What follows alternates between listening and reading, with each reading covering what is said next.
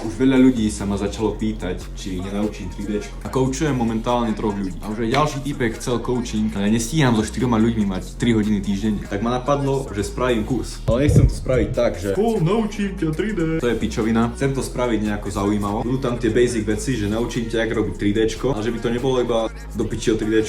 Tam dám aj kurz, ako editovať videá a potom, že ako získať prvého klienta. Plus ma napadol crazy nápad, že by na tom serveri bol leveling systém. Takže keď joineš, budeš level 0, získavať body budeš vedieť tak, že buď budeš pozerať tie videá, ktoré tam sú, to dostaneš málo bodov. Dajme tomu, že 10 bodov. Do ďalšieho levelu budeš potrebovať 300. Ale kebyže máš iba pozerať tie videá, to by si sa leveloval 15 rokov. Takže ma napadlo, že tam dám rúmku, kde budú obrázky nejakých vecí, čo viem, činka. A keď tí študenti namodelujú tie veci, tak dostanú, čo viem, 50 bodov za jeden. Podľa úrovne obťažnosti. A tých fotiek tam bude 5 a každý týždeň sa budú meniť. Plus všetko platené, čo mám, tam dám zadarmo. Že keď sa budeš levelovať, tak každý level dostaneš plugin, alebo add-on, alebo program, Photoshop, alebo takto. Že na tom som celý deň pracoval. Našiel som aj nejakého týpka, čo spraví Discord. Takže ďalšie 2 mesiace idem robiť content.